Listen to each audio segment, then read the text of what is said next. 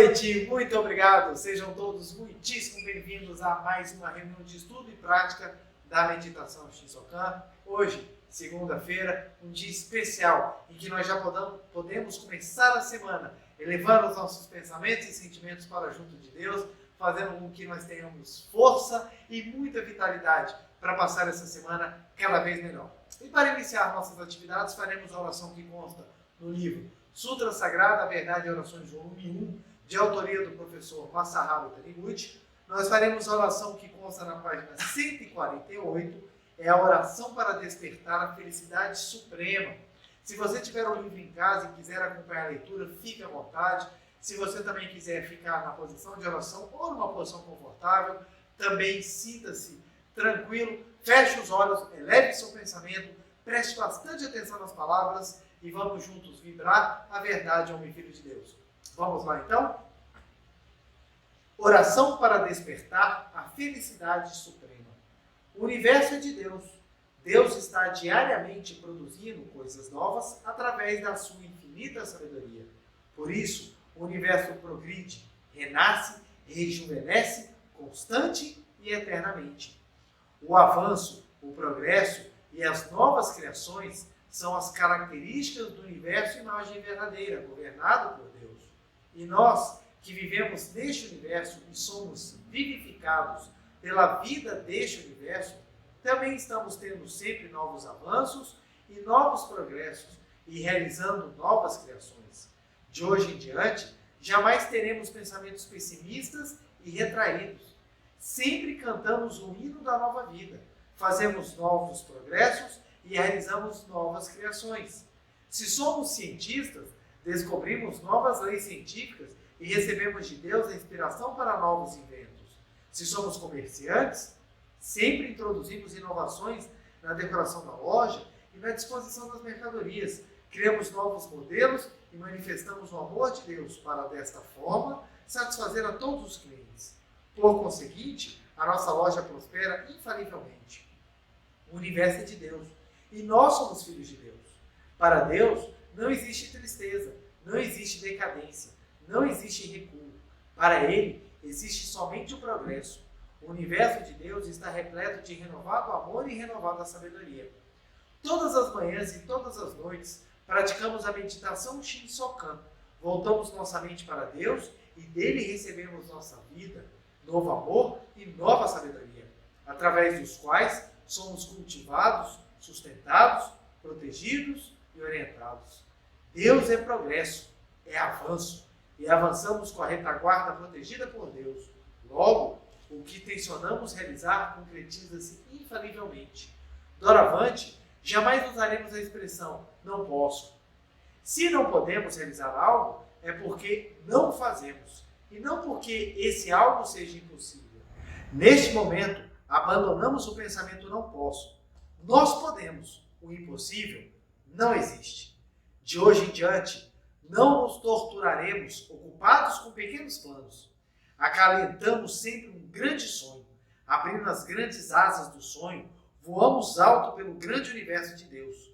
Tudo aquilo que buscamos em nome do Filho de Deus que somos, concretiza-se infalivelmente. O termo impossível não existe no mundo da imagem verdadeira. Nós, sendo filhos de Deus, voamos protegidos pelas grandes mãos de Deus. Estando com Deus, os nossos desejos se concretizam sem falta.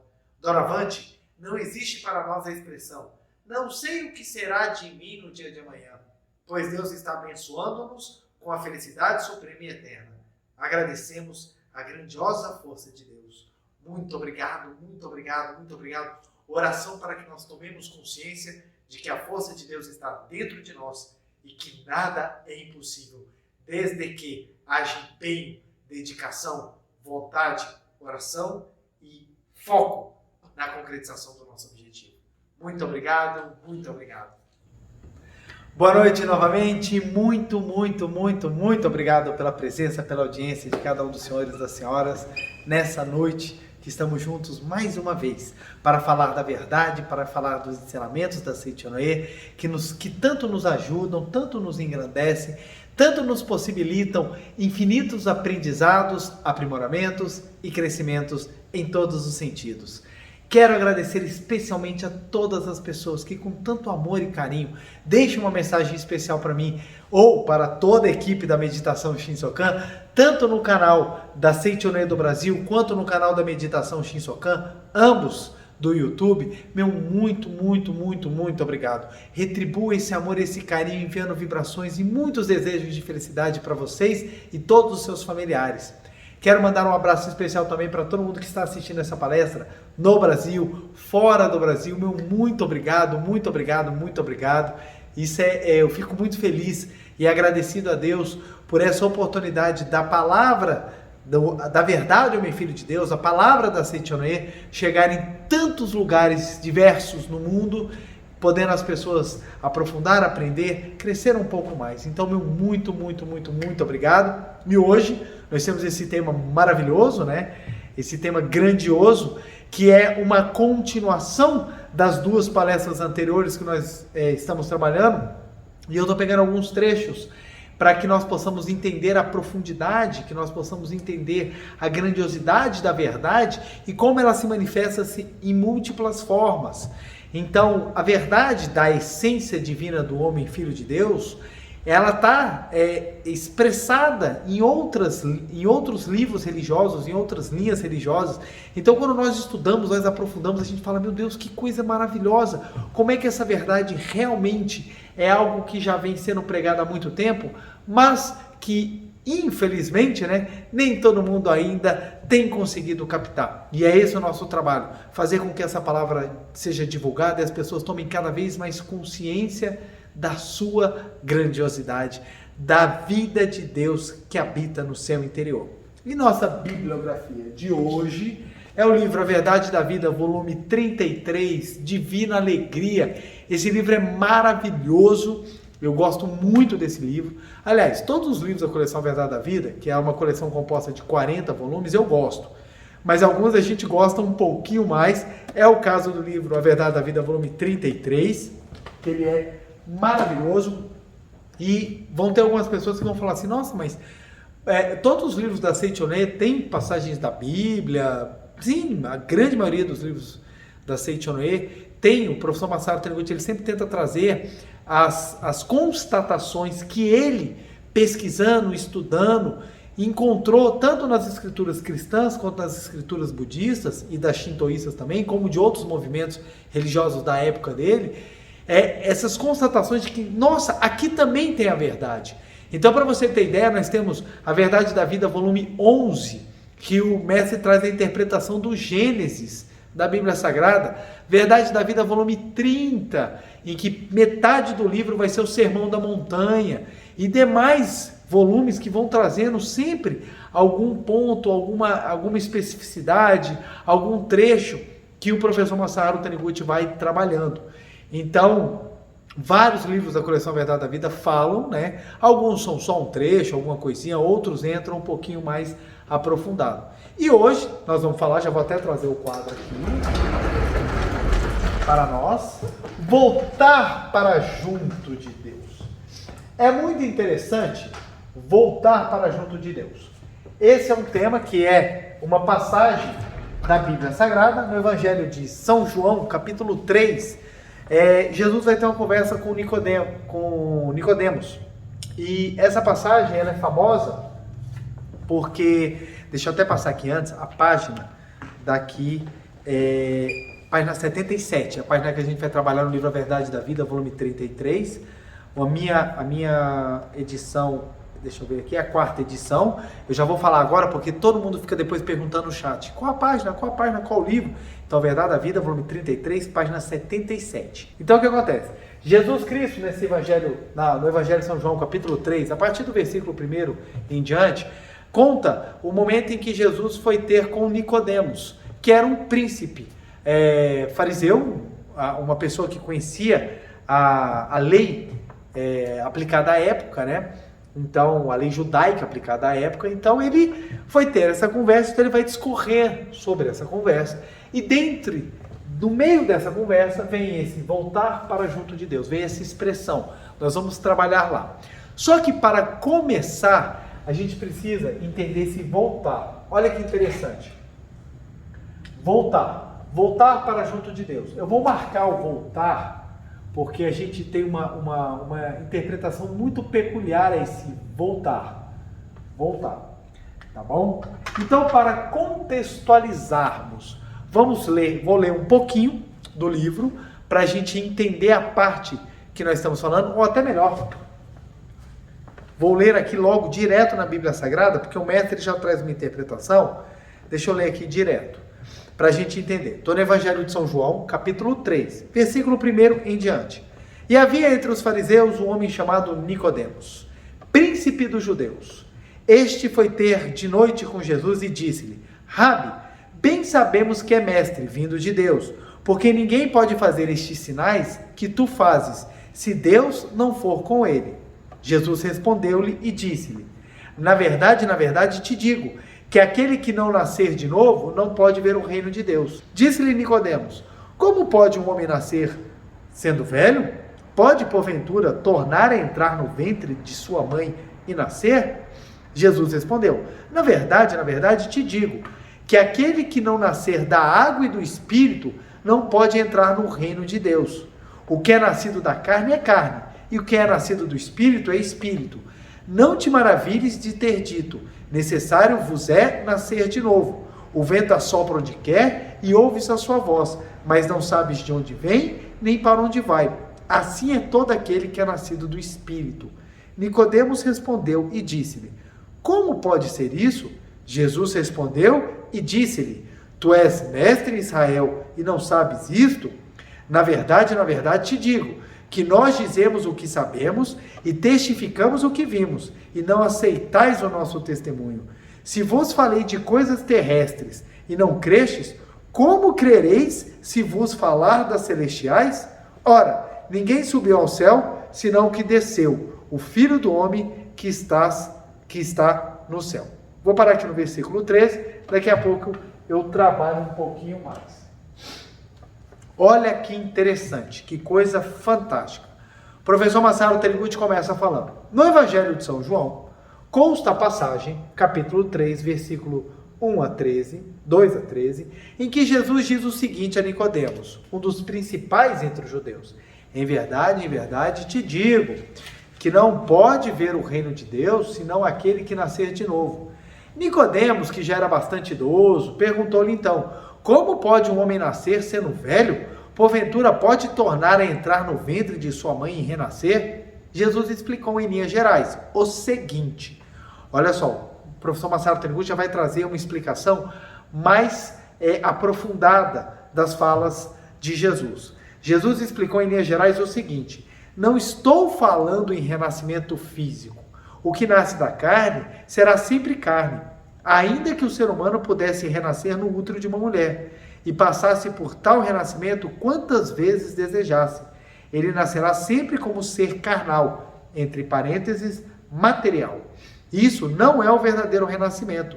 O verdadeiro renascimento consiste em compreendermos a sublime verdade de que não somos meros corpos carnais, e sim existência real de natureza espiritual. O vento sopra e você ouve o ruído, mas não sabe de onde o vento vem, nem para onde ele vai. Se nem das coisas terrenas você entende, como pode entender das coisas celestes? Somente aquele que desceu do céu pode subir ao céu. Dessas palavras de Jesus Cristo, podemos depreender que somente aqueles que desceram do céu podem tornar ao reino do céu, ou, em outras palavras, somente aqueles que se originaram de Deus podem voltar para junto de Deus. Vamos lá, olha que coisa linda que o professor Masaharu Taniguchi nos ensina nessa passagem. Primeiro ponto que nós temos que compreender. As duas palestras anteriores vieram exatamente trazendo essa questão da interpretação. Então, recomendo que você assista novamente, ou quem ainda não assistiu, veja essas palestras, Interpretação Religiosa e Pai Nosso. Elas vão trazendo exatamente a visão da verdade à luz dos ensinamentos da Seichoné na interpretação das escrituras cristãs.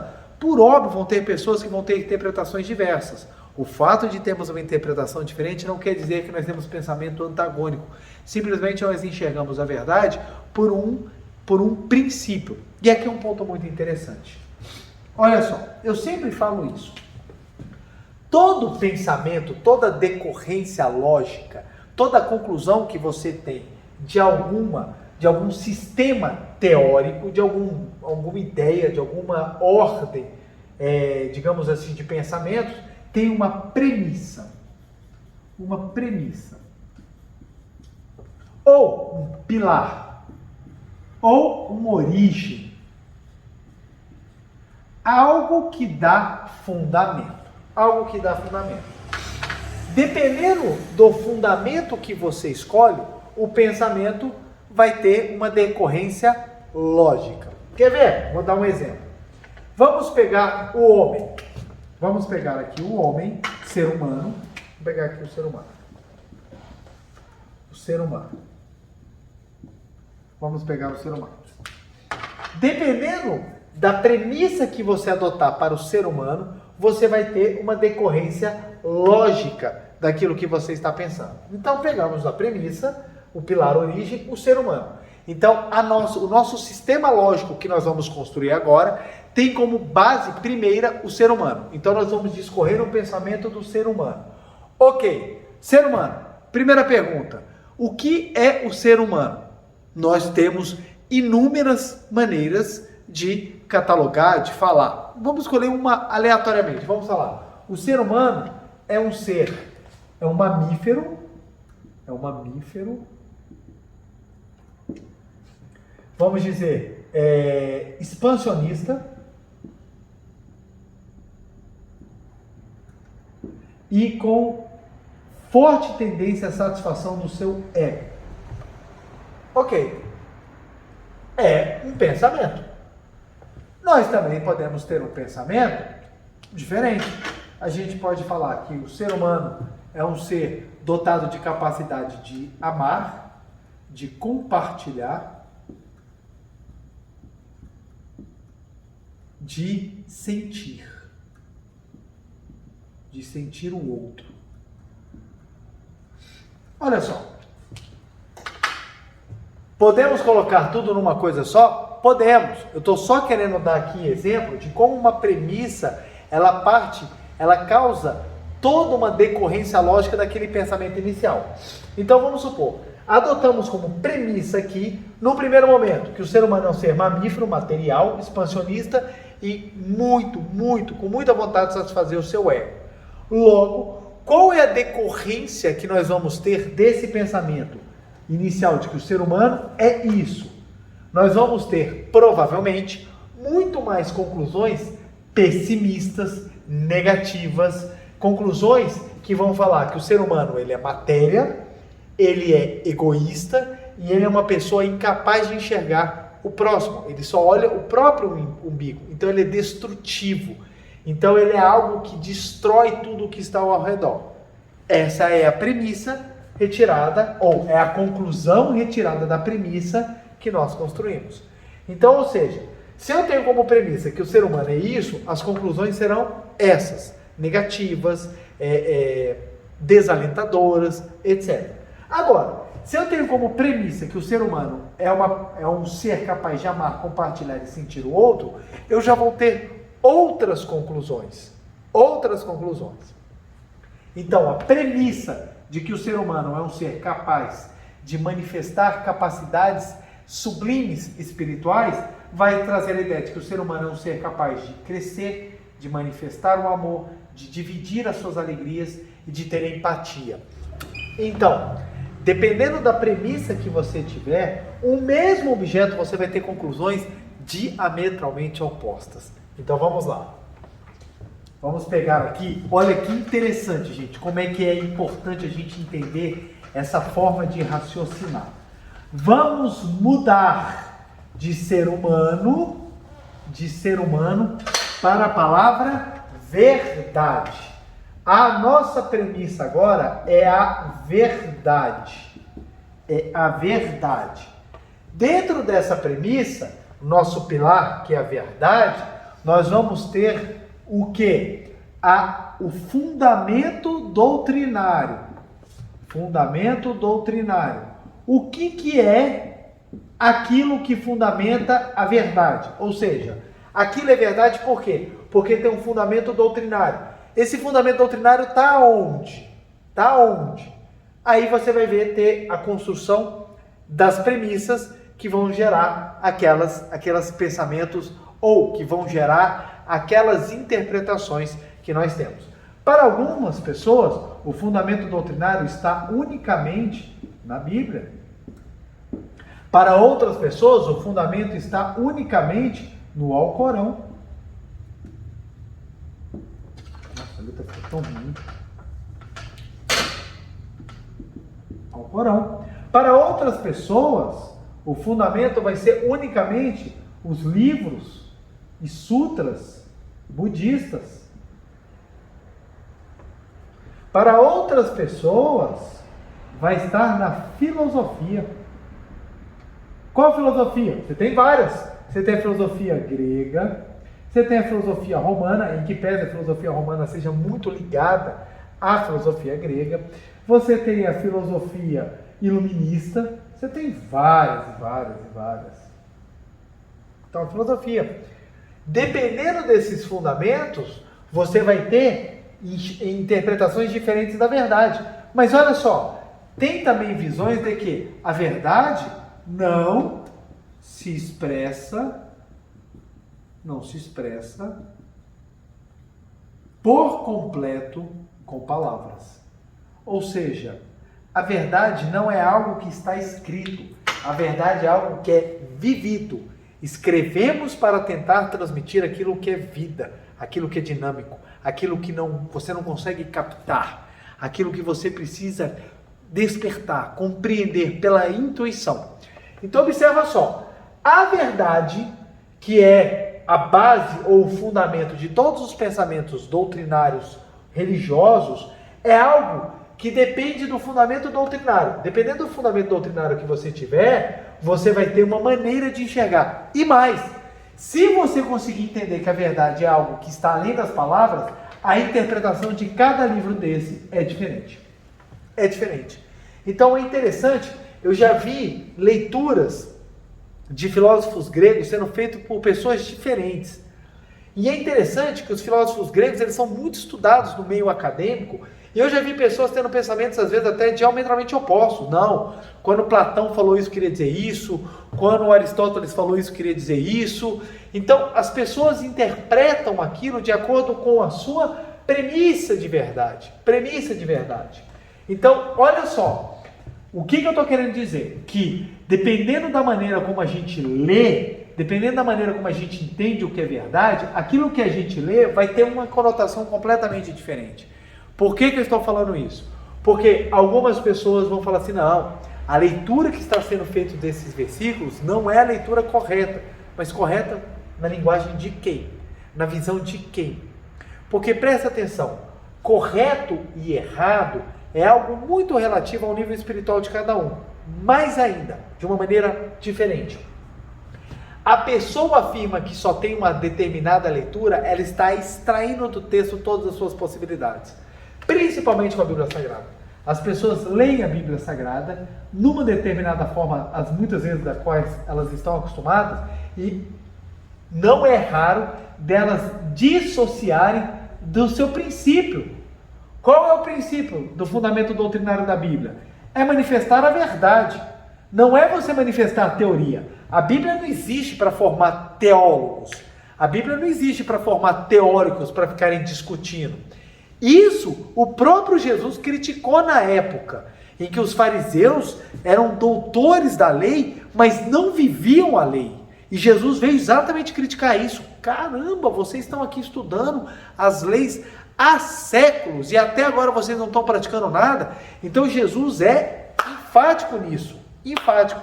Aí as pessoas agora pegam, fazem uma nova leitura e continuam com a mesma visão ou com a mesma interpretação, sem entender que os fundamentos doutrinários de todos os livros religiosos é o mesmo, gente. É você viver a verdade. É você viver a verdade. Olha que interessante. Não existe religião para te fazer infeliz. Não existe religião para te fazer uma pessoa pior. Pode acontecer na prática. Isso pode manifestar na prática. A pessoa entra numa religião e acaba piorando do que ela estava antes. Mas a finalidade das religiões não é essa. Qual é a finalidade da religião? Salvar. Salvar o quê? Salvar manifestando a verdade. Para algumas pessoas, de acordo com a premissa que ela tem, o salvar é pós-mortem. Ela vai morrer, vai para o céu, ok. Mas de qualquer forma, é para manifestar algo que está dentro, é para manifestar a verdade. Então, a premissa que as pessoas têm, a ideia, a origem que elas têm, vai formar o pensamento que elas vão ter da leitura doutrinária daquilo que fundamenta a verdade. O que a Seitonei vem fazer? A Seitonei veio focar na verdade.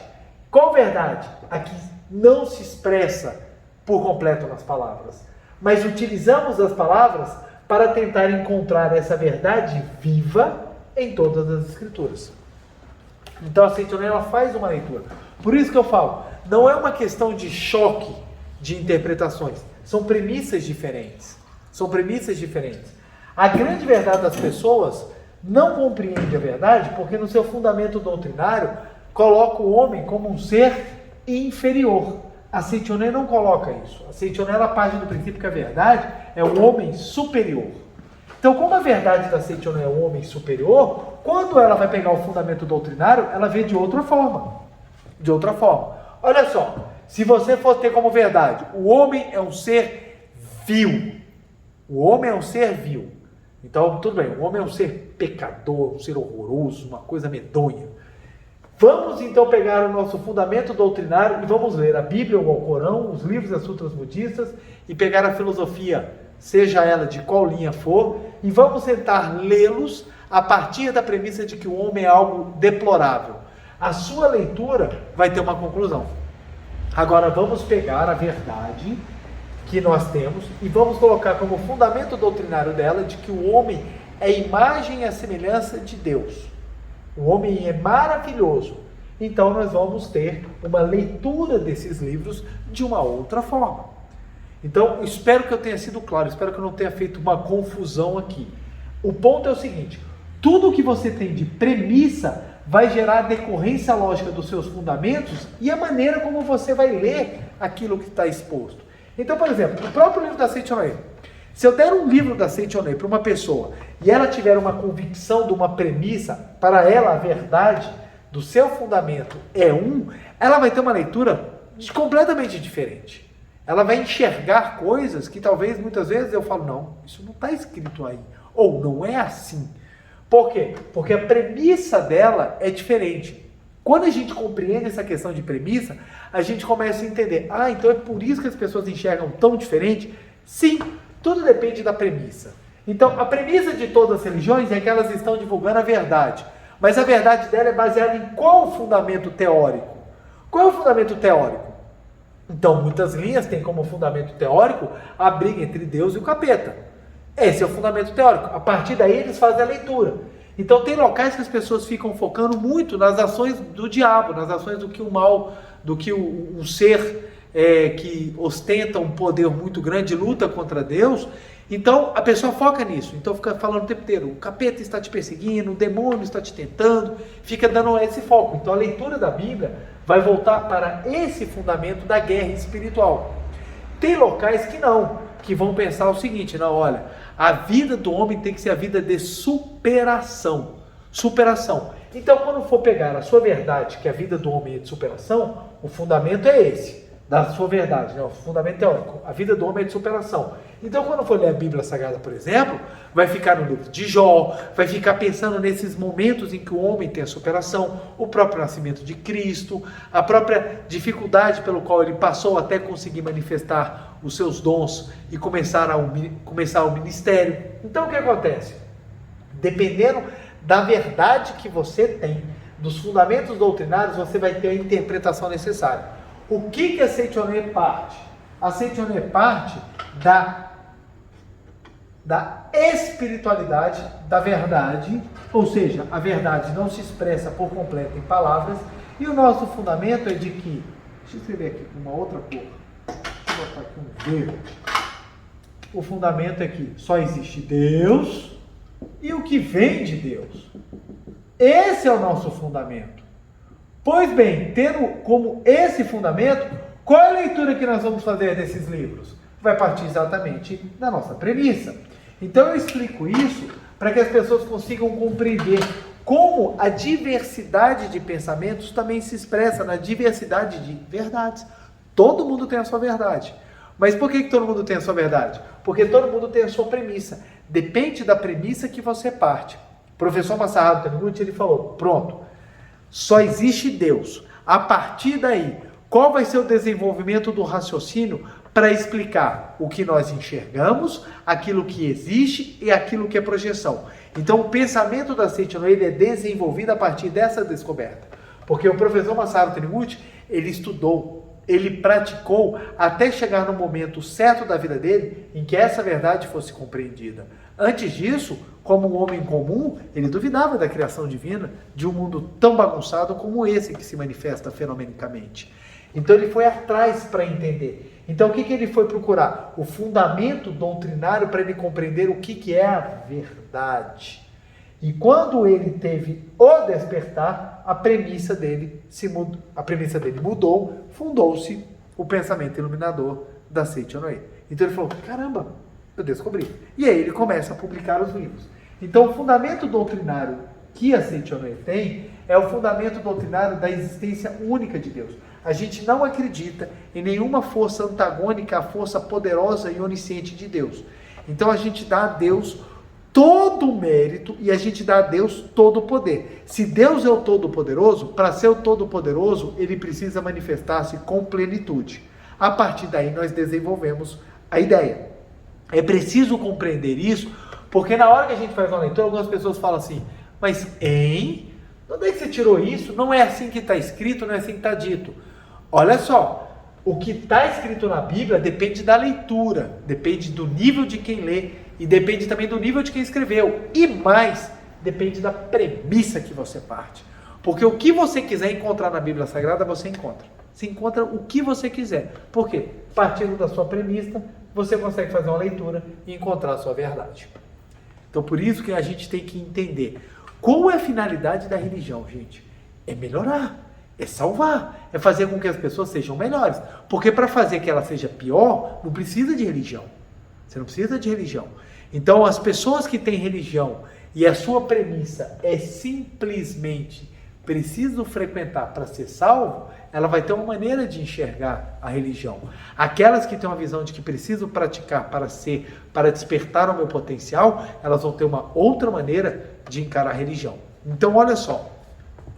Isso tudo para a gente poder entrar nessa parte de Nicodemos. Isso tudo, olha. Nicodemos deu um trabalho porque ele trouxe um ponto muito importante, que é exatamente o renascimento.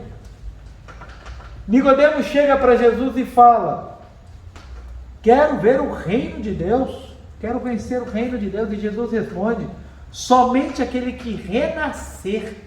E Nicodemos fala, mas como é que eu posso renascer?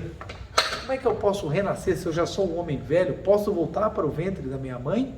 E Jesus falou assim, não, eu não estou falando renascer em carne, porque o que é da carne é da carne. Eu estou falando renascer em espírito. Renascer em espírito, o que é renascer em espírito? Vamos lá, olha que interessante. Renascer em espírito, renascer em espírito. O que é renascer em espírito? Olha que interessante, abrindo um parêntese. Renascer em espírito, na visão cristã, com base na sua premissa. O que é renascer em espírito? Ser batizado pelo Espírito Santo, manifestar os dons do Espírito Santo. Interessante, na visão cristã. Na visão espírita, o que é renascer em espírito? Reencarnar. Reencarnar. Algumas linhas, gente. Tem outras linhas que têm pensamento diferente. Renascer em espírito. Reencarnar para que você possa, através dos seus aprendizados, subir níveis espirituais até você chegar à sublimidade. Para outras linhas, o que é renascer em espírito? É você compreender que a vida espiritual ela é mais importante que a vida material. Para Seiichi Onoe, o que é renascer em espírito? Nós poderíamos colocar aqui, renascer em espírito é despertar para a imagem verdadeira. Imagem verdadeira. Então, o que é renascer em espírito? É você despertar para a sua imagem verdadeira. O que é despertar para a imagem verdadeira? É você tomar consciência que o seu corpo carnal não é existência duradoura, não é existência eterna, não é criação absoluta perfeita de Deus, e sim projeção mental, e você compreender que a sua criação é o Filho de Deus. A sua criação é a perfeição de Deus. A sua criação é o absoluto. Ou seja, despertar para a imagem verdadeira é você descobrir que você é filho de Deus. Olha que coisa maravilhosa. Então, o que a Saint-Honoré fala? Que quando você desperta para a sua natureza divina, que é a imagem verdadeira, quando você desperta para o fato de que você é filho de Deus, você renasce em espírito. Mesmo em corpo carnal, você desperta para a sua natureza divina. Renascer em espírito, você pode voltar para junto de Deus. Aí vem um termo. Voltar, gente, é uma expressão utilizada para te dar a ideia de que você está regressando. Mas na Saint-Honoré a gente ainda tem uma visão mais profunda. Que o voltar aqui é a ideia de que tomo consciência de que nunca me afastei. Nunca me afastei. A gente ainda aprofunda nesse ponto. Então, para muitas pessoas, quando Jesus fala, aquele que renascer em espírito estará apto a voltar para junto de Deus. Estará apto para voltar para junto de Deus? Então, ou seja, eu estou separado de Deus, e como eu estou separado de Deus, quando eu estiver pronto, eu vou voltar para Deus. Mas o que a Saint-Honoré ensina? Espera lá, como é que você pode estar separado de Deus se Deus é onipresente? Olha que pensamento interessante. Se Deus é onipresente, Ele está em todos os lugares. Ele está aqui, Ele está em todos os lugares, nos objetos. Eu, Gustavo, nas cadeiras vazias, Ele está em todos os lugares, nas janelas. Ele está na sua casa, Ele está no seu sofá, no seu puff, Ele está no seu prato de pipoca, Ele está nos seus familiares ao lado. Ele é onipresente. Se tiver algum lugar que Ele não esteja, então Ele não é onipresente. Para ser onipresente, Ele tem que estar absolutamente em todos os lugares. Ora, que interessante. Se Deus é onipresente, e essa é uma das premissas básicas que todas as grandes religiões trazem do transcendente, do sagrado de Deus, então se Ele é onipresente, como é que eu vou voltar para junto de Deus? Eu só volto para junto de Deus se Ele não estava comigo? Mas se Ele não está comigo, então Ele não é onipresente. A gente cai no que o budismo chama de koan. Uma afirmação acaba sendo contraditória à outra. Mas é porque o voltar aqui não é uma situação física de que, voltei para junto de Deus. O voltar aqui é uma consciência de que você está despertando para aquilo que você sempre foi. Então, voltar aqui não é físico.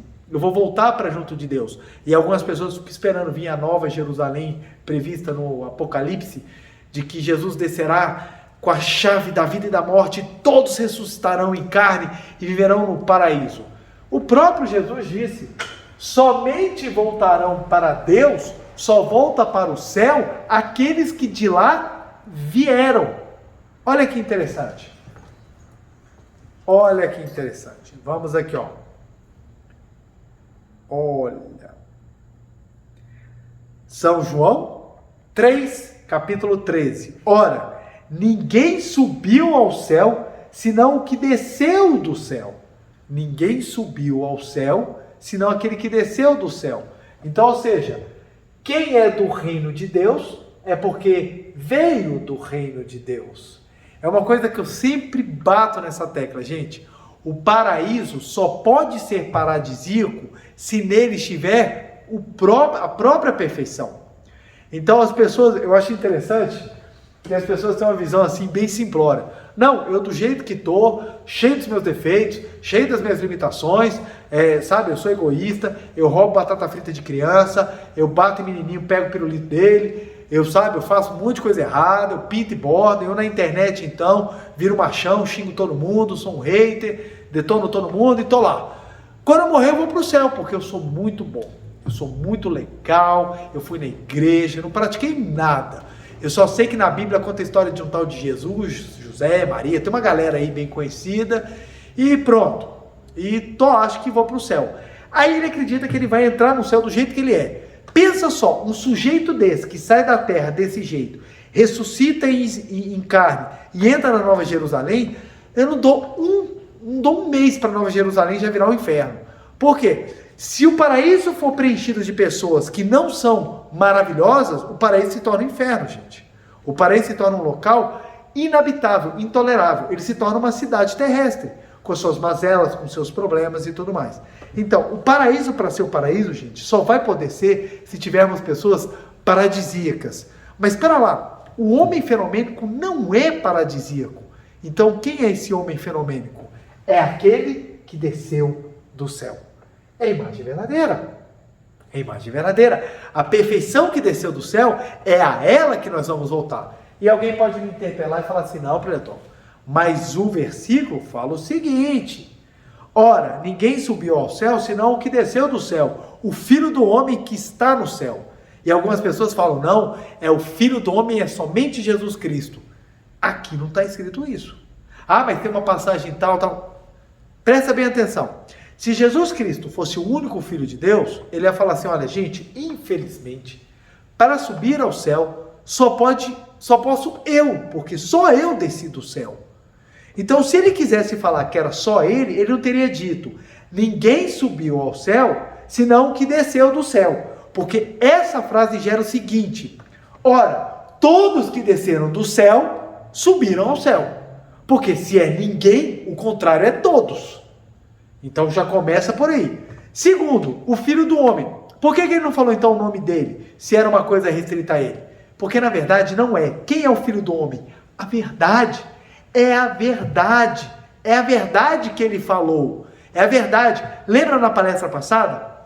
Eu estava falando exatamente dessa parte que Jesus falou. As obras... as pessoas maravilhadas com os milagres deles, ele falou, eu não faço as obras, é o Pai que habita em mim, é o Pai que habita em mim. Jesus Cristo falou, eu não faço as obras, é o Pai que habita em mim. Ora, se é o Pai que habita em Cristo que faz as obras, no momento que ele exortou as pessoas, no Evangelho de São João, capítulo 10, que ele exortou as pessoas a falarem, vocês se crerem em mim farão as mesmas obras e muito mais, é porque o Pai que habita em Cristo também habita na gente. Então, se o Pai que habita em Cristo habita também nas pessoas, as pessoas são capazes de fazer as obras. Então, o Filho do Homem é o Pai que habita no interior de todas as vidas. Não é à toa que aqui no versículo 16 ele fala, porque Deus amou o mundo de tal maneira que deu seu Filho unigênito. Aí as pessoas falam, é Jesus. Não, porque quem está falando isso é Jesus. Se ele falasse dele, ele teria falado, porque Deus amou o mundo de tal maneira que me deu, para que todo aquele que nele crê não pereça. Ele teria falado assim, se Jesus fosse o único Filho de Deus, ele teria falado assim, porque Deus amou o mundo de tal maneira que me deu seu Filho unigênito, para todo aquele que crê em mim, não pereça, mas tenha vida eterna. Olha que interessante. Mas não é isso que Jesus falou. Olha o que Jesus falou. Porque Deus amou o mundo de tal maneira que deu o seu Filho unigênito, para que todo aquele que nele crê. Que Filho unigênito é esse? É o Filho do Homem. O que é o Filho do Homem, gente? A verdade é a imagem verdadeira. Só desce do céu o Filho do Homem. Quem é o Filho do Homem? É a imagem verdadeira. Então, ou seja, a imagem verdadeira, ela vem do reino, ela vem de junto de Deus e ela volta para junto de Deus. Então, a imagem verdadeira, essa essência, na Bíblia, no Novo Testamento, Jesus Cristo chama ela de Filho do Homem. É a verdade. É a verdade, é a essência. Então, o Filho do Homem é que vem e todo aquele que crê na verdade do Filho do Homem regressa para junto de Deus. Por isso que Jesus fala, crê em mim. Aí as pessoas ficam crendo no Jesus carnal. Elas ficam acreditando que é o Nazareno, que nasceu há 2000 anos, é ele que faz as obras. Mas ele próprio nos deu independência para que nós possamos vibrar o Deus do nosso interior e fazer manifestar as suas obras. E olha que engraçado. No versículo 14, está escrito assim, ó, e como Moisés levantou a serpente no deserto, assim importa que o Filho do Homem seja levantado. E muitas pessoas interpretam isso. É necessário que Cristo morra na cruz, seja levantado na cruz, para que o homem seja salvo, é necessário que o Filho do Homem seja levantado. No versículo não fala levantado na cruz. Não fala levantado na cruz. Só fala, assim importa que o Filho do Homem seja levantado. Ué, seja levantado, seja expressado, seja vivido, seja erguido como a mais alta verdade, como a mais alta suprema realização. Então, dependendo dessa interpretação, você tem uma leitura de que só Jesus é o cara. Poxa, se só Jesus é o cara, não precisava ter feito tudo o que ele fez para a gente não ter um resultado prático. Porque no fundo, o que Jesus veio ensinar a gente? A nossa essência, que Deus é íntimo com a gente. Íntimo. Deus cruel, Deus carrasco, o Velho Testamento já cuidou de falar isso o tempo todo. São livros e livros de carnificina, só trabalhando com Deus cruel, um Deus que pune, um Deus que derruba muro, um Deus que segura o sol para permitir a invasão judaica em determinadas cidades. Esse já é o trabalho de um Deus forte, de um Deus que não tem piedade. O Novo Testamento é uma nova lei. O Novo Testamento vem trazer um Deus de amor, um Deus próximo, um Deus verdade, um Deus amoroso. Isso é exatamente a expressão da imagem verdadeira, a imagem verdadeira que está junto de Deus. Então, quando fala voltar para junto de Deus, nessa parte que desse capítulo de São João, exatamente, voltar para junto de Deus é você tomar a consciência da sua imagem verdadeira, que aí você vai compreender que você sempre esteve com Deus. Você sempre está com Deus. Olha só que interessante. Porque Deus enviou o seu Filho ao mundo para que condenasse o mundo, mas para que o mundo fosse salvo por ele. Quem crê nele não é condenado, mas quem não crê já está condenado, porquanto não crê no nome do unigênito Filho de Deus. Por que ele não falou, não crê no meu nome? Porque não era o nome dele carnal. Jesus não veio pregar a carne. Ele mesmo falou, da carne sai carne. Ele veio pregar o Espírito, a verdade que transcende. Não é à toa que no terceiro dia após a morte, ele ressuscita, e ele não ressuscita no corpo antigo. Ele vem em nova forma. Tanto que os apóstolos, quando perguntam, ora, quem és tu? Ele prova para os apóstolos que ele é Cristo. Ele está em nova forma. Porque Cristo não veio pregar a forma. Quem é pegado a essa forma sofre, porque essa forma não tem verdade, ela não tem conteúdo, ela é passageira, é uma miragem, um arco-íris que aparece na chuva fenomênica da nossa vida, pequena vida temporária, material. Ele veio pregar o Espírito, ele veio pregar a verdade, o Filho do Homem, que é eterno, que perdura, que é imortal. Então, se você for pegar e fazer a leitura desse trecho, você vai ver o quanto que Jesus foi profundo na hora de ensinar a Nicodemos. O ser humano, continua o professor Masaharu Taniguchi, o ser humano, enquanto corpo carnal sujeito aos pecados, não pode entrar no reino dos céus, ou seja, reino de Deus, por mais que se arrependa e procure melhorar a sua conduta. Como será o reino de Deus? Conforme consta numa passagem do Evangelho de São Lucas, capítulo 17, versículos 20 a 21, Jesus Cristo disse, o reino de Deus não virá com um aparato, nem se dirá, ei-lo aqui, ei-lo acolá, porque eis que o reino de Deus está no meio de vós. O significado dessas palavras é o seguinte, o reino de Deus não pode ser visto aqui ou acolá no mundo material, pois ele existe dentro de nós mesmos, e o encontramos quando compreendemos que nossa vida provém do Espírito de Deus que se alojou em nós. Assim sendo, não é possível descrever o aspecto do reino de Deus como se descreve o aspecto do mundo material. O reino de Deus existe dentro de nós mesmos e o encontramos quando mudamos completamente o conceito acerca da nossa própria natureza. Que coisa fantástica! Olha só.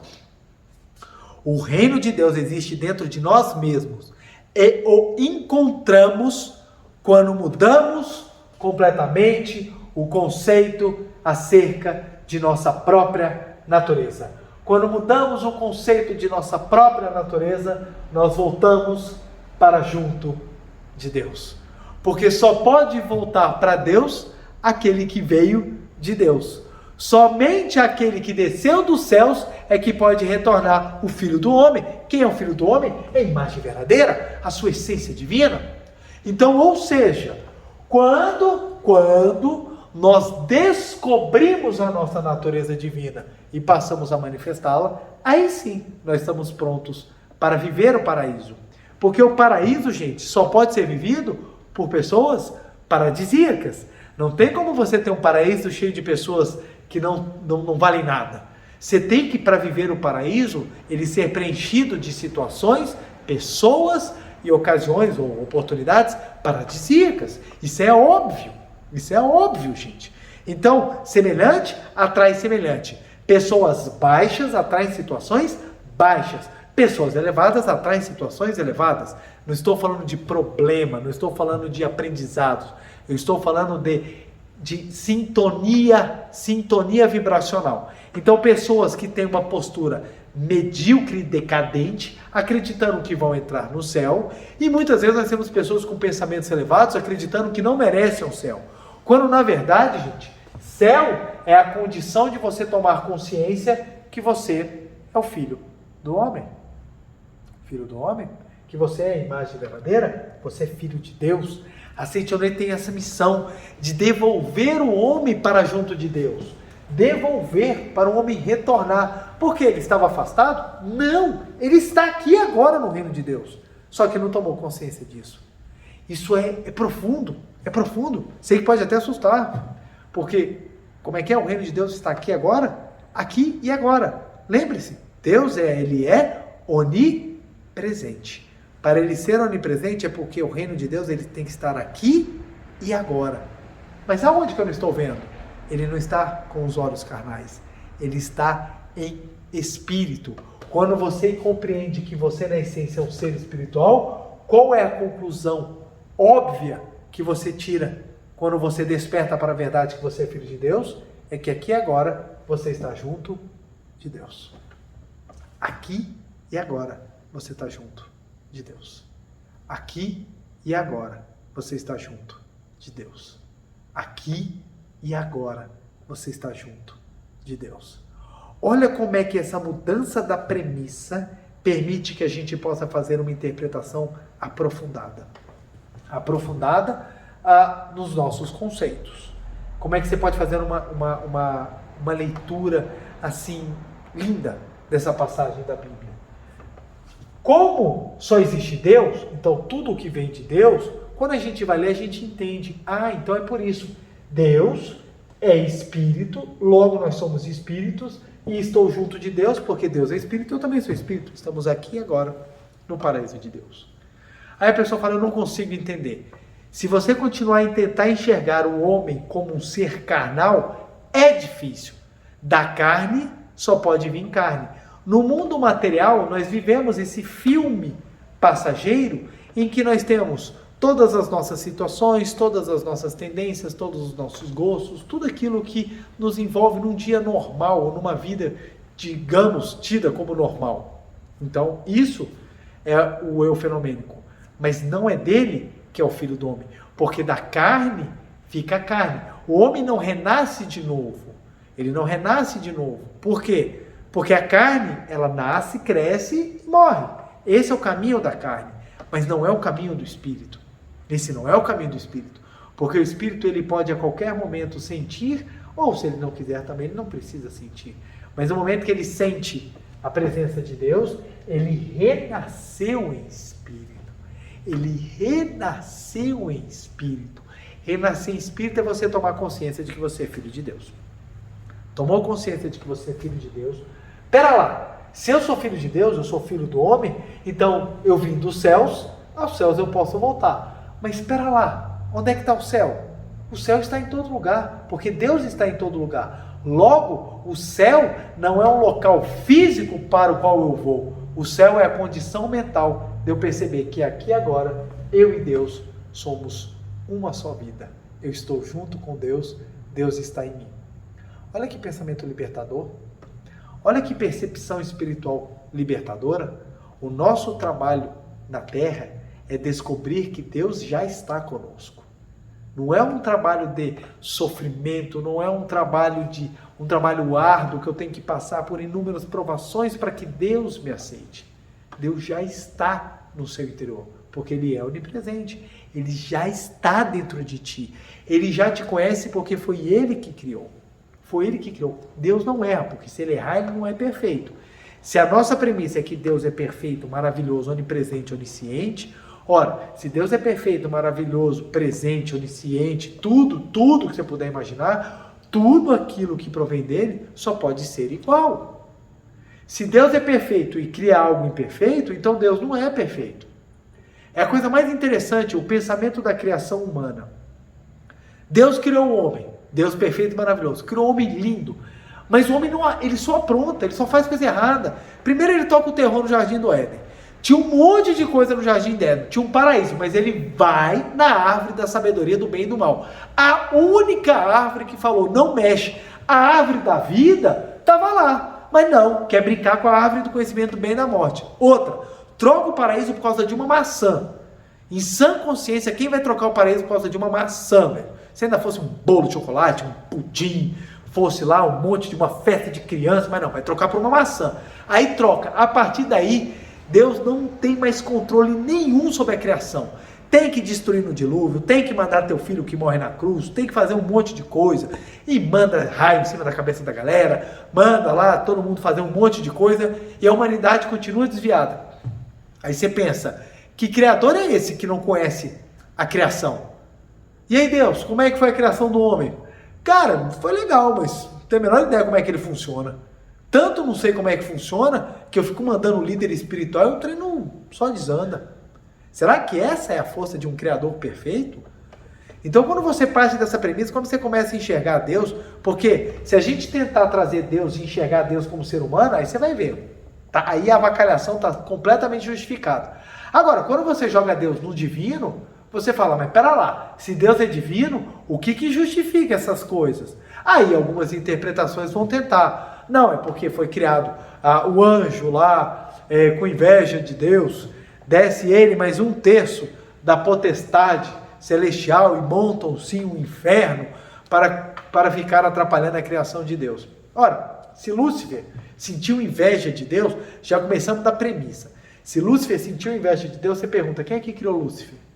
Não foi Deus? Se Deus é perfeito, então Lúcifer também deveria ser perfeito. Então inveja não era manifestação de uma divindade, de algo vindo da divindade.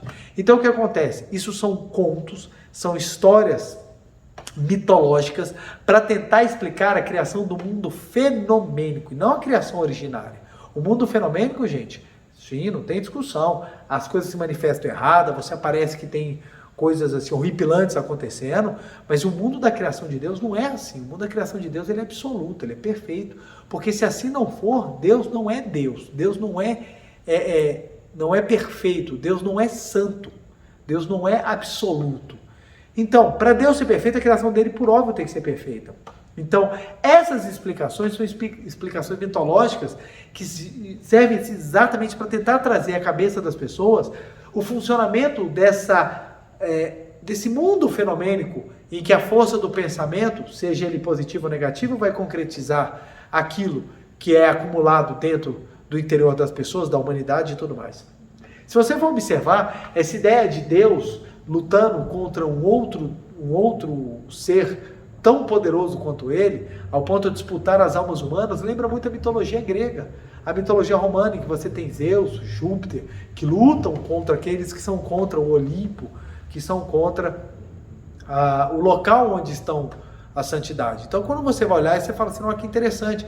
Então, você tem traços da cultura cristã judaica, ou vamos trazer mais traços da cultura cristã, sendo muito moldadas pela mitologia grega e romana. Lembrando que a igreja cristã, ela tem um boom de crescimento quando o Império Romano a adota como religião oficial do Estado. E detalhe, qual era a religião oficial do Estado? Era exatamente a mitologia romana, que era baseada na mitologia grega. Então você tem uma manutenção do pensamento, sim, e esse pensamento ele se miscui nos primórdios da igreja cristã. Então o ponto principal é o seguinte: olha só a leitura que dá para ser feita. A partir de qual premissa? Da verdade de que só existe Deus. Ora, se só existe Deus, eu na minha origem espiritual, eu sou filho de Deus. Aí vem um ponto muito, muito importante. Já falei na palestra passada e vou repetir. Eu, carnal, sou filho de Deus?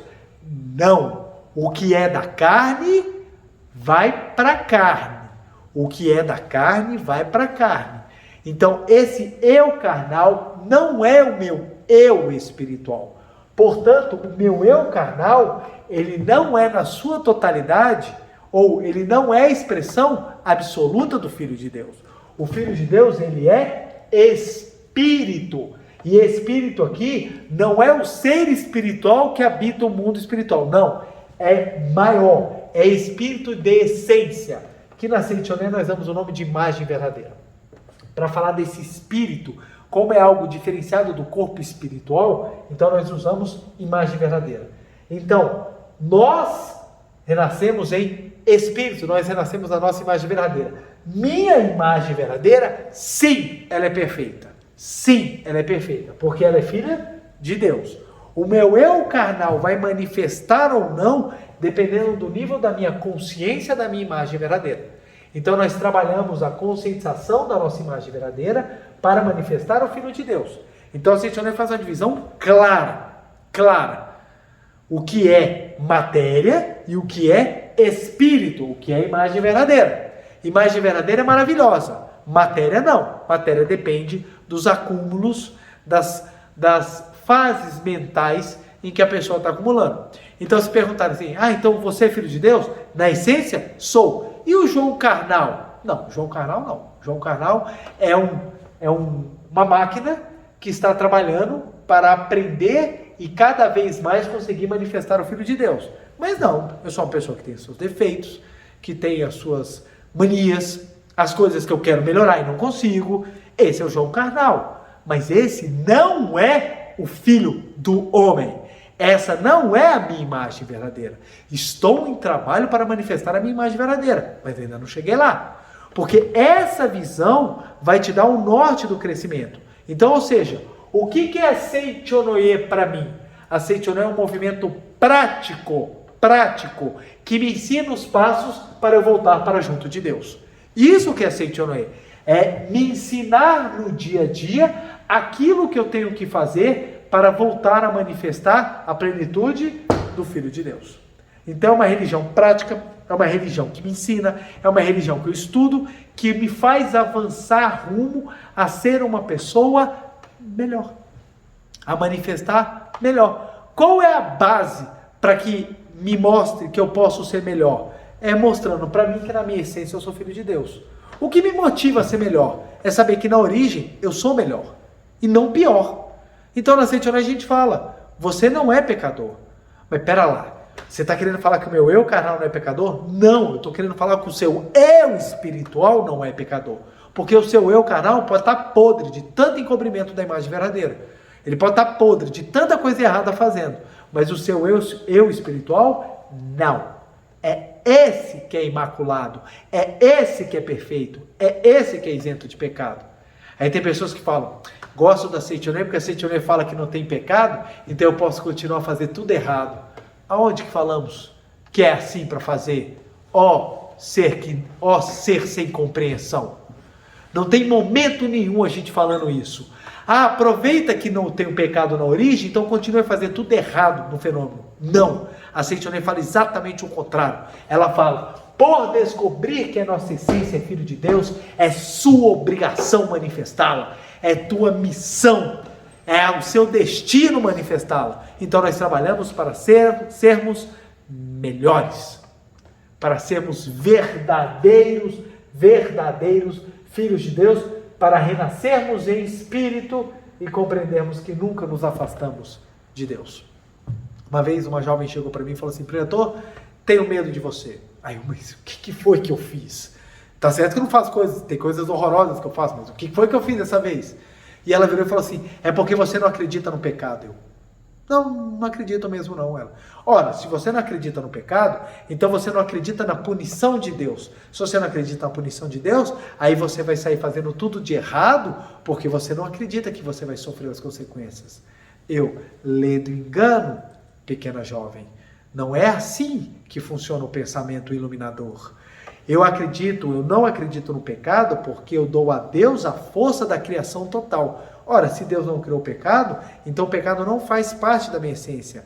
Mas pelo contrário, ao invés de eu não praticar o mal com medo da punição, porque você não fazer por medo, não quer dizer que você acreditou ou que você está convencido.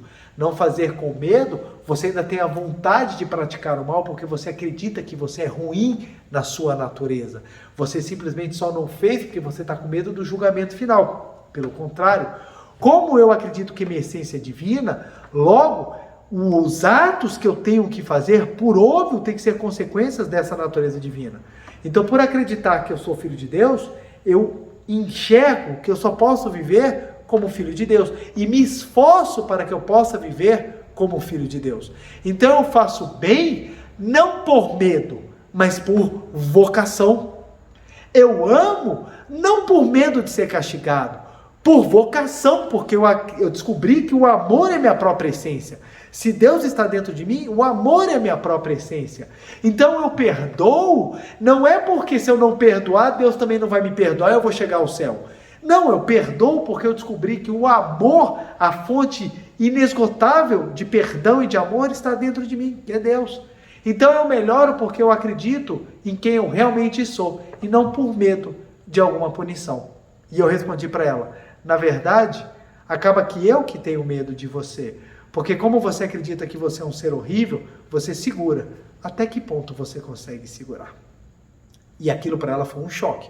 Óbvio que eu não estava com medo dela, não era isso. Mas eu falei isso para poder chocá-la de uma outra maneira de enxergar. Ou seja, eu faço bem porque eu acredito que eu nasci para fazer o bem. E não porque eu tenho medo que alguém vai me punir. Porque o meu Pai, que mora no céu, esse sim faz as obras através de mim. Faço bem porque eu acredito que Deus está no meu interior. Faço bem porque eu acredito que a minha imagem verdadeira é verdadeiramente o Filho do Homem. Faço bem porque Jesus me ensinou que quando nós fizermos as obras, é o Pai que as fará. Porque se nós acreditarmos na verdade da espiritualidade, nós seremos capazes de fazer o que Ele fez e muito mais. Esse é o ensinamento de Cristo. Esse é o ensinamento da verdade. Esse é o ensinamento da Seitianoé. Só existe Deus e o que vem de Deus. E trabalhamos para manifestar essa essência maravilhosa para que possamos voltar para junto de Deus. Ou melhor, para que a gente se lembre que nós nunca nos afastamos de junto de Deus. Vamos cada vez mais intensificar as nossas orações e os nossos estudos para que possamos compreender, elevar os nossos pensamentos e sentir a vida de Deus sempre no nosso interior. Por isso, a prática da meditação Shinsokan. A meditação Shinsokan é esse momento que você vai tomar a consciência do seu eu espiritual. A meditação Shinsokan é a prática mais forte que temos para renascer espiritualmente. E é por isso que nós a praticamos todos os dias. Vamos então praticá-la agora para renascermos em espírito e tomarmos a consciência da nossa natureza divina. Muito obrigado, muito obrigado. Uma reverência.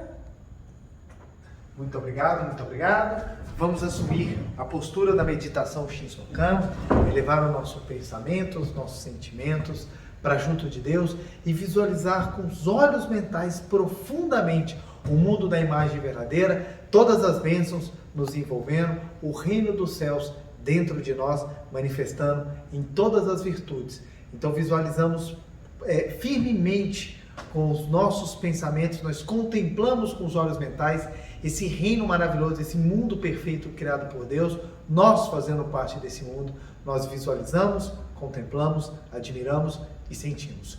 Esse é o ponto principal que nós devemos ter em mente quando praticamos a meditação Shinsokan. Meditação Shinsokan é um encontro com o Pai. Meditação Shinsokan é você viver a verdade da sua essência divina junto com Deus.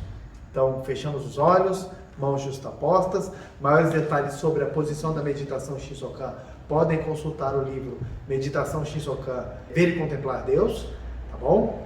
Então vamos lá. Olhos fechados, mãos justapostas em frente ao rosto.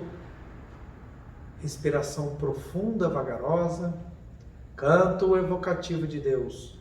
Ó Deus Pai, que dais vida a todos os seres viventes, abençoai-me com o vosso Espírito.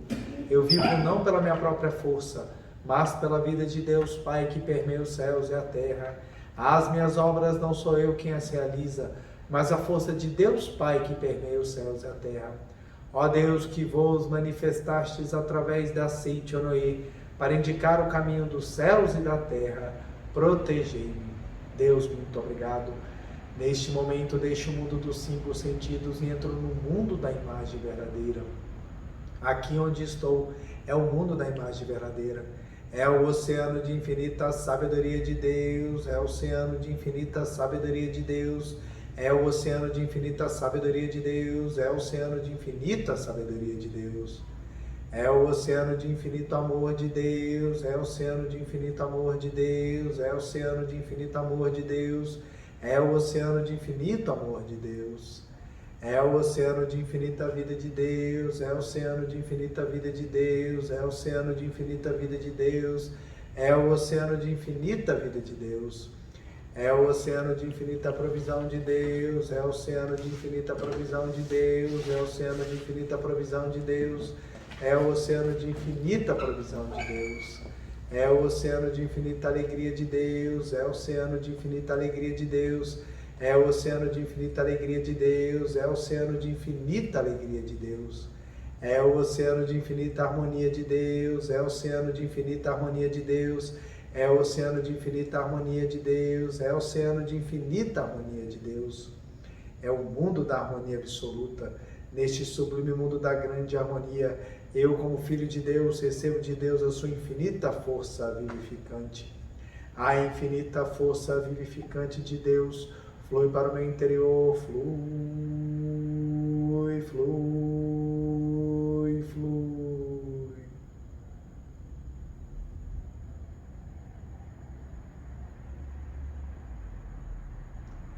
Pela luminosa força vivificante de Deus, sou preenchido, sou vivificado, sou preenchido, sou vivificado, sou preenchido, sou vivificado, Deus. Muito obrigado. A infinita força vivificante de Deus flui para o meu interior, flui, flui, flui.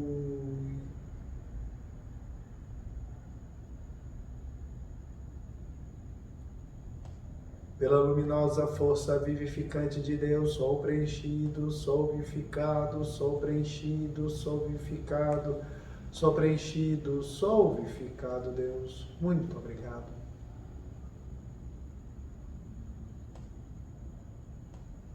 Já não sou eu quem vive, é a vida de Deus que aqui está e vive.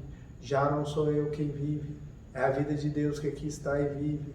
Já não sou eu quem vive, é a vida de Deus que aqui está e vive. Já não sou eu quem vive, é a vida de Deus que aqui está e vive. Já não sou eu quem vive, é a vida de Deus que aqui está e vive. É a vida de Deus que aqui está e vive. É a vida de Deus que aqui está e vive. Deus, muito obrigado, muito obrigado, muito obrigado, muito obrigado. Agora, por alguns instantes, em silêncio, vamos visualizar o mundo da imagem verdadeira e todos os atributos divinos, sabedoria, amor, vida, provisão, alegria e harmonia, envolvendo em forma de luz todo o nosso ser. Estamos aqui agora no reino de Deus, estamos aqui agora no paraíso.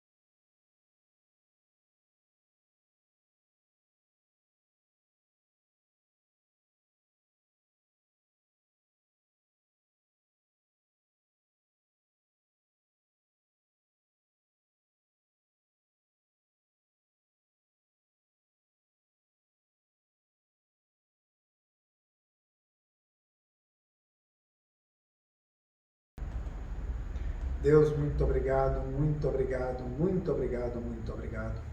Oração pela manifestação da imagem verdadeira do Brasil.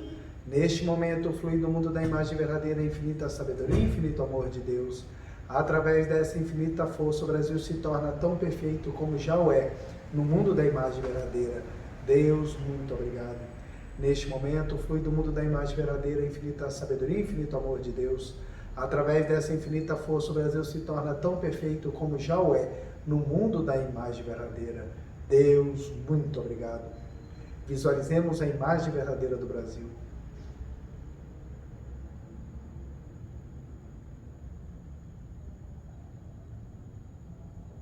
Oração pela paz mundial. O infinito amor de Deus flui para o meu interior e em mim resplandece a luz espiritual de amor. Esta luz se intensifica, cobre toda a face da terra e preenche o coração de todas as pessoas com o espírito de amor, paz, ordem e convergência para o centro. O infinito amor de Deus flui para o meu interior e em mim resplandece a luz espiritual de amor. Esta luz se intensifica, cobre toda a face da terra e preenche o coração de todas as pessoas com o espírito de amor, paz, ordem e convergência para o centro. Deus, muito obrigado. Visualizemos a paz mundial.